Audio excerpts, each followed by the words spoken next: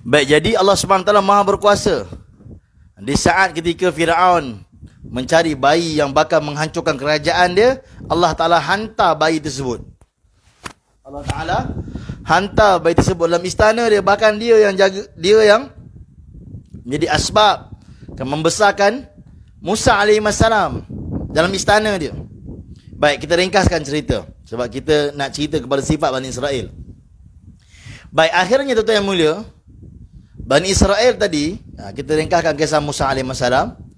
Sehinggalah baginda Musa keluar daripada istana Fir'aun dan belajar dengan Nabi Syuaib AS 10 tahun.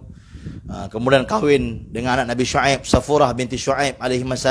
Nama isteri Nabi Musa ni Safurah. Ada orang nama Safurah kan kat Malaysia kan. Safurah binti Syuaib AS nama isteri Nabi Musa AS. Mendapat wahyu, diperintah Allah untuk dakwah Fir'aun. Ringkaskan cerita lagi. Maka berlakulah peristiwa di antara baginda Musa AS dengan ahli sihir. Di mana Nabi Musa AS berdepan dengan ahli sihir yang jumlah dia lebih kurang, kata ulama 70,000 juga. Ada pandangan sebut macam itulah. Walaupun berlaku perbezaan pandangan, ada kata jumlah tu tak ramai, tetapi zaman tu adalah sihiruz zaman, zaman kesihiran. Jadi kata ulama jumlah ketika itu ada pandangan sebut 70,000. Baik, seolah-olah nak menggantikan 70,000 yang telah dibunuh oleh Firaun dulu tu. Wallahu ta'ala alam wal mu'tam. Ini cuma pandangan-pandangan. Tidak ada hadis yang kuat menceritakan tentang perkara tersebut. Jadi kita cuma cerita apa yang dinyatakan mengenai pandangan-pandangan. Baik, 70,000 tu melihat Musa AS membawa tongkat. Bila dia baling saja tongkat tu yang mulia bertukar jadi ular dan memakan tongkat-tongkat ataupun ular-ular kecil yang daripada ahli sihir tadi. Maka seluruh ahli sihir telah sujud. Dan setelah sujud apa berlaku? Mereka beritahu, kami beriman. Amanna bi Rabbi Musa wa Harun. Kami semua beriman dengan Tuhan Musa dan Tuhan Harun. Ini tuan-tuan, Masya Allah. Beriman dengan Tuhan Musa dan Tuhan Harun. Dan kata ulama, pada ketika itu Fir'aun begitu marah dan nak bunuh seluruh Bani Israel dan juga ahli sihir tadi. Dan pada malam itulah kata ulama mereka diperintahkan oleh Allah untuk lari ataupun tinggalkan bumi Mesir tersebut. Asalnya mereka daripada Palestin, hijrah zaman Nabi Yusuf pergi ke Mesir, dan bermacam-macam nikmat Allah beri pada mereka. Allah Ta'ala layan mereka dengan macam-macam layanan, dan mereka tengok mujizat Nabi-Nabi di depan mata mereka, tapi mereka tidak syukur pada Allah. Ini Bani Israel tuan-tuan. Mereka bahkan engkar pada perintah Allah. Allah bantu mereka, selamatkan mereka tuan-tuan yang mulia daripada kekejaman Firaun. Setelah sekian lama mereka menjadi hamba di bumi Mesir. Tukang angkat batu untuk buat piramid, jadi hamba di bumi Mesir. Tuan-tuan yang dimuliakan Allah Subhanahu wa taala, apa yang berlaku? Mereka ikut Musa AS. Dan di kalangan mereka dan semua mereka ni majoritinya lah hamba orang Kibti di Mesir. Mereka lari ikut Musa AS. Termasuklah kata ulama, siapa dia? Ahli-ahli sihir tadi yang telah beriman pada Allah, ikut Musa AS. Dan satu keadaan ketika mana Firaun dapat tahu yang mereka telah lari, maka dalam Quran Allah cerita, Firaun kata kita pergi kejar mereka. Jumlah mereka ni sikit. Sebab itu sikit tu berapa? Ulama berbeza pandangan. Ada Israeliat sebut 70,000, ada kata 700,000. Wallahu ta'ala alam wal mu'tam. Jumlah ni kita tak ada jumlah yang tepat. Maksudnya riwayat yang sahih yang menyatakan tentang jumlah yang tepat tidak ada. Tapi pandangan-pandangan ada menyatakan. Ada kata 700,000, ada kata 70,000. Senang cakap satu jumlah lah dalam ribuan. Bani Israel termasuk sekali dengan ahli sihir, mereka telah lari ikut Musa AS. Tuan-tuan, kenapa mereka tak lawan Firaun? Kenapa mereka tidak lawan Firaun? Lawanlah Firaun. Kerana mereka kata ulama bergerak atas arahan Musa AS berkata itu. Dan Musa AS tidak akan bergerak melainkan dengan perintah Allah. Maka bergeraklah mereka. Sebab itu tuan-tuan mulia, bukan semua keadaan kita kena lawan satu orang yang menentang kita. Ada keadaan yang kita kena lari dulu, ambil masa untuk lawan Ataupun kena lawan dengan hikmah. Mungkin tak boleh lawan dengan percakapan. Orang hentam kita, maki kita. Kan? Kita dikubur dia. Kalau kita maki dia balik, kita kena pukul. Sebab tu kena bijak. Kena bijak dalam strategi. Di kalangan sahabat Nabi yang pakar strategi ni ialah Khalid Al-Walid, antara sahabat Nabi yang pakar strategi. Jadi tuan-tuan yang dimuliakan Allah Subhanahu Wa Taala, kalau tengok dalam surah Kahfi pun Allah bagi tahu apa? Fa'u ilal kahfi. Pergilah kamu ke gua, kata Allah. Kenapa 7 orang tu tak pergi lawan kerajaan yang kafir, yang menentang agama tu, yang menentang Islam tu? Kerana keadaan ketika itu bukan satu nisbah yang betul, 7 nak lawan satu kerajaan. Kenapa tuan-tuan? Kerana kita bergerak atas mereka bergerak atas perintah Allah Subhanahu Wa Taala. Maka 7 orang tu pergi bersembunyi dalam gua. Begitu berlaku pada Musa alaihissalam dan Bani Israil. Allah perintahkan untuk tinggalkan Mesir. Maka mereka pun pergi. Dan Bani Israil tengok depan mata mereka bagaimana bantuan Allah. Kiri kanan bukit batu, tuan-tuan. Belakang tentera Fir'aun yang sedang kejar mereka. Ada pandangan sebut. Walaupun tak ada riwayat yang sahih, tetapi pandangan-pandangan ulama ni banyak. Ada pandangan kata jumlah tentera Fir'aun ni 2 juta. Ada pandangan kata. Wallahu a'lam, betul ke tidak tak tahu. Tapi pandangan, kita sebutlah angka-angka yang ditulis dalam kitab. Wallahu a'lam jumlah berapa tak tahu. Tapi satu jumlah yang lebih besar daripada Bani Israel. Kenapa? Kerana Allah beritahu dalam Quran, Nabi ketika mana Fir'aun dapat tahu mereka lari, Fir'aun kata kejar mereka kerana jumlah mereka tak ramai. Jumlah mereka sikit je. Maksudnya mereka lebih ramai daripada Bani Israel. Bani Israel, tuan-tuan mulia, telah melihat bantuan Allah kepada Musa alaihissalam begitu luar biasa. Mukjizat Nabi Musa, mukjizat Nabi Harun diperlihatkan di depan mata mereka satu persatu. Dan Musa dan Harun bukan sekadar Nabi, bahkan Rasul Allah. Bukan Nabi biasa, Rasul Allah. Di depan mata mereka Bani Israel melihat mukjizat 2 Nabi Allah ini. Bahkan sebelum itu lagi, begitu banyak Nabi-Nabi yang diutuskan untuk mereka, dan mereka telah lihat mukjizat depan mata mereka. Bahkan Allah sebut dalam Quran 9 mukjizat Musa yang diperlihatkan depan mata Bani Israel. Tetapi Bani Israel masih lagi mula ingkar pada perintah Allah Subhanahu Wa Taala. Apa yang berlaku? Kiri kanan bukit batu, di depan Laut Merah. Belakang tentera Fir'aun. Masya Allah.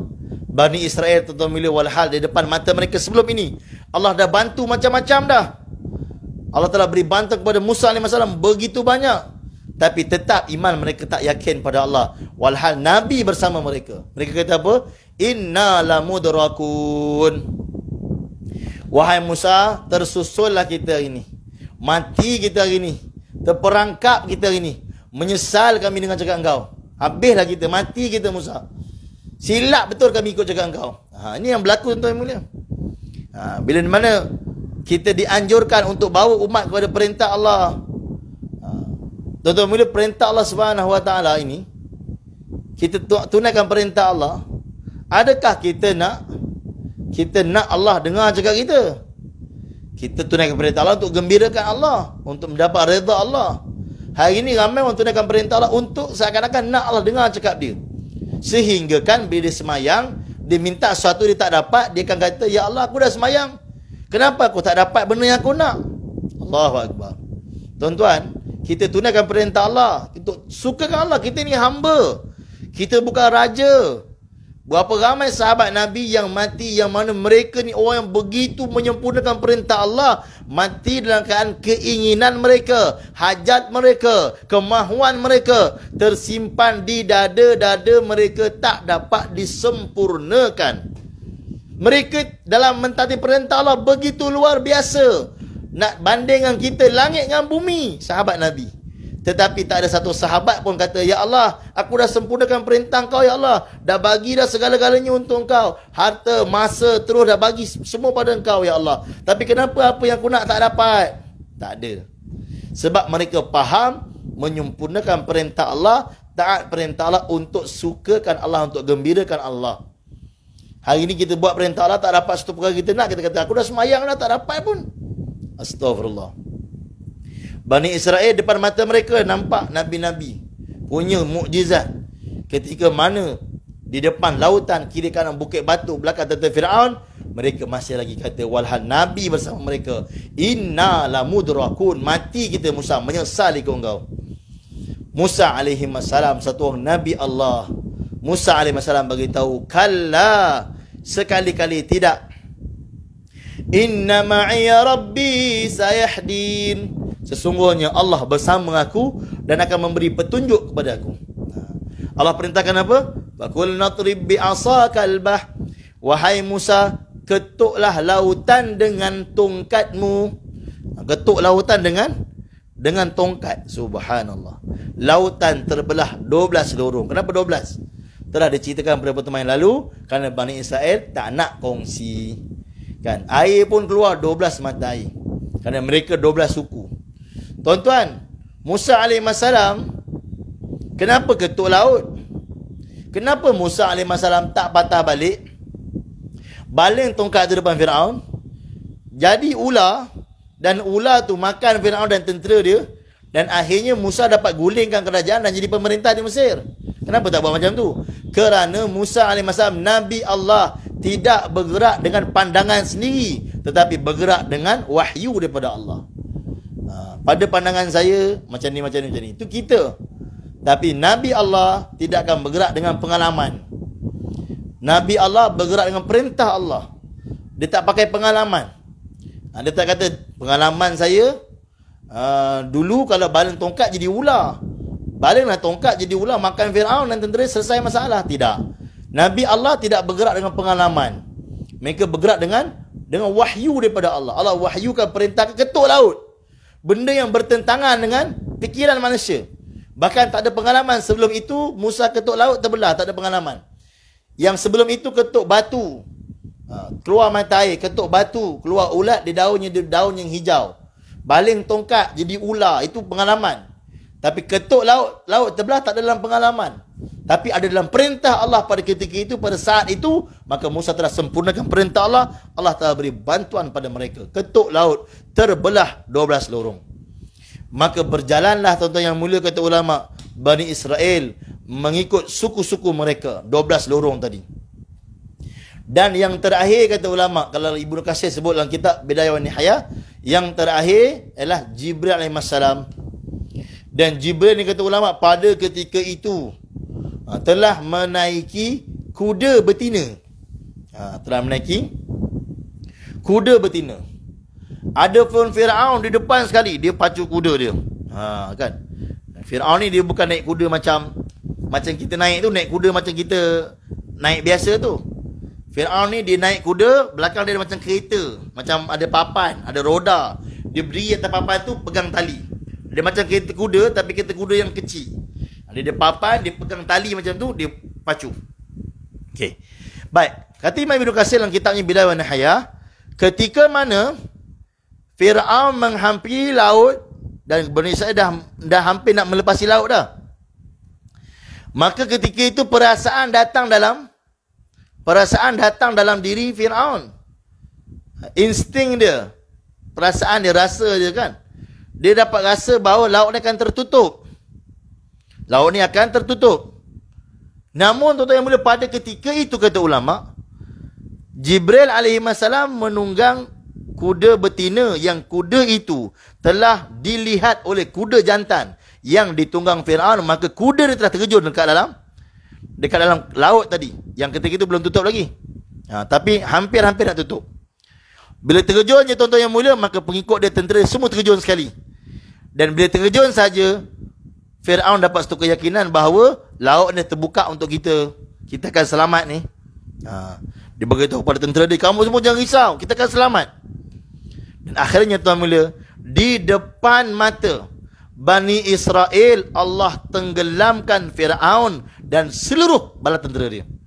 Firaun wa junuduh, semua tentera dia, tuan-tuan yang mulia, ditenggelamkan di depan mata Bani Israel. Bagaimana Allah bantu mereka, bagaimana Allah telah selamatkan mereka, bagaimana Allah telah beri bantuan pada mereka di depan mata mereka. Tetapi tuan-tuan yang mulia, walaupun Firaun yang zalim, yang telah siksa Bani Israel sekian lama, di depan mata Bani Israel, bagaimana Allah Subhanahu wa taala beri bantuan pada dia. Dan Allah Subhanahu wa taala telah hancurkan Firaun. Telah hancurkan Firaun. Binasakan Firaun. Tapi dalam Quran telah cerita apa yang Bani Israel bagi tahu. Ulama kata dalam keadaan ada pandangan kata dalam keadaan kasut dia pun belum kering lagi. Kasut dia belum kering lagi. Masih basah lagi dengan air laut tu. Apa mereka kata? Wahai Musa, kamu lainlah, kamu Nabi Allah. Bolehlah kamu yakin dan beriman pada Allah. Kami ni lan nu'mina laka hatta narallaha jahrah. Kata ulama, kasut dia pun belum kering lagi, masih ada basah lagi. Sebab pijak kan lopak-lopak kat laut tu kan, masih ada basah lagi. Belum kering lagi. Mereka kata apa? Musa, bolehlah kau beriman pada Allah. Kau Nabi Allah. Kami ni macam mana? Wa idh qala, mereka kata apa? Lan nu'mina laka hatta. Wa idh qultum ya Musa lan nu'mina laka hatta narallaha jahra. Kami tidak akan beriman pada Allah selagi kami tak tengok wajah Allah. Ni tuan-tuan. Ini bila berlaku, kata ulama tafsir, selepas di depan mata mereka Allah bantu mereka selamat daripada tentera Firaun. Allah belah lautan untuk mereka. Mereka selamat seberang. Bahkan tak cukup dengan itu, masya-Allah. Di depan mata mereka, mereka tengok bagaimana orang yang ingkar perintah Allah, orang yang lawan Allah, lawan Nabi, Allah binasakan. Pun mereka bagi tahu, wa idh qultum ya Musa lan nu'mina laka hatta narallaha jahrah. Allah begitu murka pada mereka. Allah bagi tahu pada Musa, wahai Musa, suruh mereka tengok satu gunung ni. Kalau mereka tak mampu tengok kat situ, kan? Kata ulama, Allah Ta'ala baru nak zahirkan tajalli. Tajalli Allah Ta'ala. Keagungan Allah Ta'ala. Baru nak zahirkan tajalli.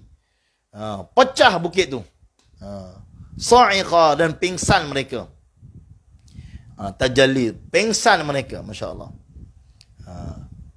Ada pandangan kata Allah Ta'ala telah sambarkan petir pada mereka.